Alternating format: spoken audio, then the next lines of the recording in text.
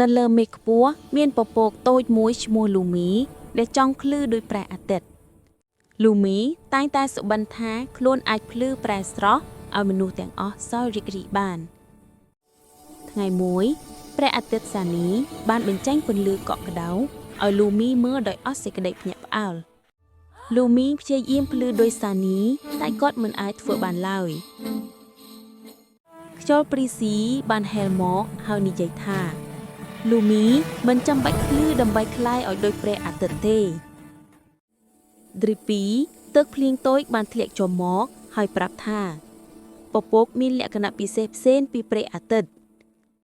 លូមីក្លាយជាពពកពណ៌ប្រផេះដើម្បីផ្ដល់ភ្លៀងឲ្យដីនិងសត្វស្លឹកឈើរីកលូតលាស់ភ្លៀងរបស់លូមីធ្វើឲ្យផ្ការីកចម្រើននិងធម្មជាតិរស់រវើកឡើងវិញពេលសានីបំភ្លឺលើលូមីគាត់ចាប់ផ្ដើមភ្លឺថ្លា